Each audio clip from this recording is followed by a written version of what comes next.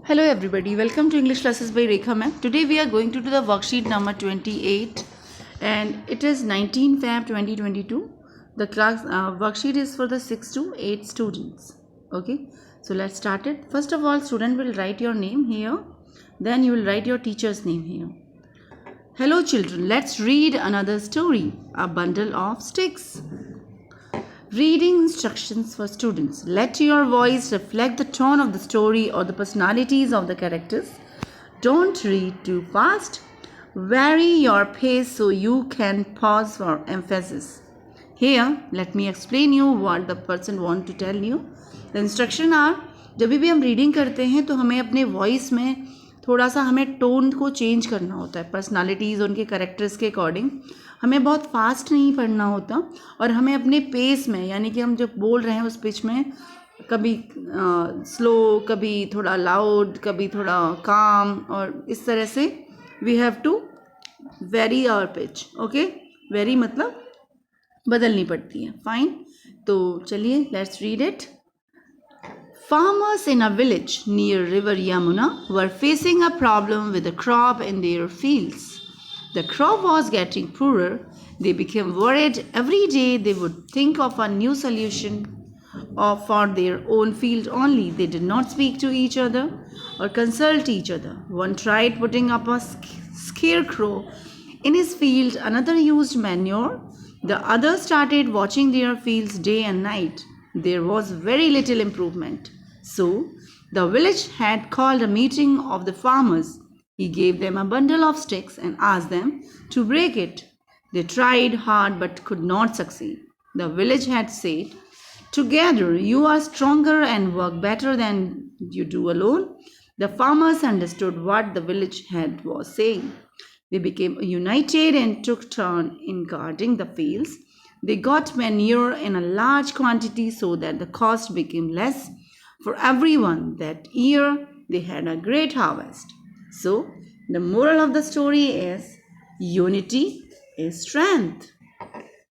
Once they got united, they understood its strength. Now I am going to explain you it in Hindi. See, एक village था Yamuna river के पास. River is नदी, village means गांव. Were facing, वो एक problem face कर रहे थे. क्रॉप यानी कि जो फसल होती है उसको हम क्रॉप कहते हैं. In the fields, fields means खेत, तो खेतों में कुछ प्रॉब्लम फेस कर रहे थे. क्रॉप जो हो रहे थे दिन ब दिन, गेटिंग पुअरर मीन्स दिन ब दिन पुअर होते जा रहे थे और वीक हो रहे थे, बहुत कमज़ोर हो रहे थे. दे बिकेम वरिड, वो चिंता करने लगे सारे फार्मर्स. हर दिन वो सोचते कि कुछ सॉल्यूशन ढूंढा जाए, अपने अलग अलग सॉल्यूशंस.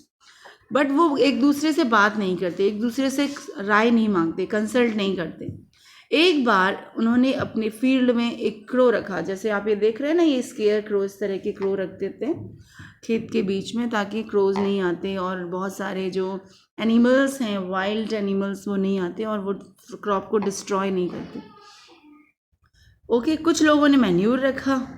दूसरे लोग थे, उन्हें देखते देखते डे और नाइट बहुत ही थोड़ा थोड़ा लोगों में इम्प्रूवमेंट आया. तभी विलेज की हेड ने एक मीटिंग बुलाई फार्मर्स की और उन्होंने उनको एक बंडल दिया, स्टिक का एक बंडल दिया और उनको बोला अब इसको तोड़ के दिखाओ. लेकिन सबने बहुत कोशिश की और वो तोड़ नहीं पाए. ओके, विलेज हेड बोलता है कि अगर सारे एक साथ होते हैं तो बहुत स्ट्रांग होते हैं, हम अच्छा काम करते हैं.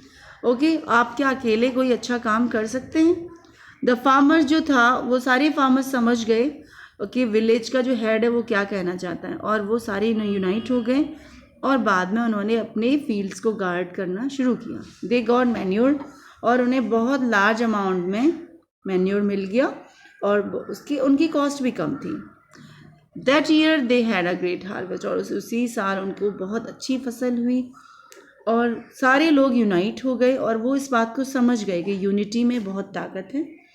सो यही है आपका मोरल ऑफ द स्टोरी. जब आप किसी स्टोरी को रीड करते हैं तो यू शुड नो कि what the moral the story is going to deliver to you. Okay, so I hope आप सारे बच्चों को रीडिंग करना आया होगा. Let's come to the questions. And I hope you understood the story also, the meaning of the story, the lesson of the story also.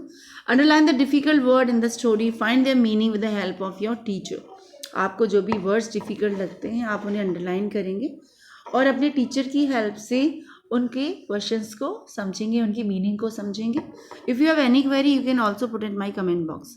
Read the conversation between Manisha reporter. अब हम एक डायलॉग कन्वर्सेशन पढ़ने जा रहे हैं आगे. मनीषा कौन है? एक रिपोर्टर है. Farmer and village head. इसमें 3 लोग, एक तो मनीषा, दूसरा रिपोर्टर, तीसरी फार्मर और चौथा है विलेज हेड. 4 लोगों की कन्वर्सेशन हम इसमें पढ़ेंगे. Okay, so let's read it. Manisha बोलती है, what kind of problem were you facing. अब मनीषा ने पूछा कि तुम लोग जो है किस तरह की प्रॉब्लम फेस कर रहे हो. तो आप इसमें से देख सकते हैं पैरा से कि वी वर, वो फार्मर्स कहते हैं कि वी वर, यहाँ वी ऐड कर देंगे. We were facing a problem with the crop in our field. There की जगह आप आवर फील्ड्स लगा देंगे. Okay, what was the problem? The crop was getting poorer. The crop are getting poorer. It depend on the question. अगर question present में है तो आपका आंसर प्रेजेंट में होगा, पास्ट में है तो आंसर पास्ट में होगा. आंसर जो क्वेश्चन है वो पास्ट में है तो आपका आंसर भी पास्ट में रहेगा. What solution did you think. Manisha ने उन फार्मर से पूछा, तुम लोगों ने क्या सॉल्यूशन किया. तो फार्मर का आंसर था ऑलरेडी यहाँ पर दिया हुआ है.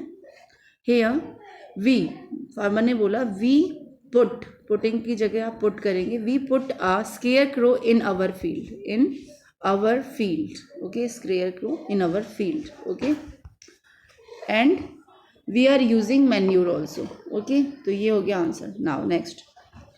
Manisha to village head. Manisha ने विलेज हेड से क्या पूछा. इसका आंसर हमें इस विलेज हेड ने जो आंसर दिया उसमें से मिल जाएगा. I gave them a bundle of stick and asked them to break it. तो मनीषा ने विलेज हेड से पूछा, sir what you did to solve their problem. Okay, next. Manisha, what did you learn from this experiment. Farmers ने answer दिया, we learned. Learn का जो learn है उसका लर्न हो जाएगा सेकेंड फॉर्म है, क्योंकि डिड है तो जब आप उसे अफर्मेटिव करेंगे तो it would be learned only. Okay, not learn. We learned that the unity is strength. The unity is strength. Okay, so this is about the question answers of this worksheet. I hope आपको ये clear हुए होंगे questions सारे. And please try to speak in English also in the class, so that they will definitely help you in making the dialogues. Okay, so I hope you will follow it. And अगर कोई problem है तो you can share it with me. So my dear students, thank you. Have a nice day. If you like the video, please press the like button and share it among your friends. Bye bye. Be happy. Be positive.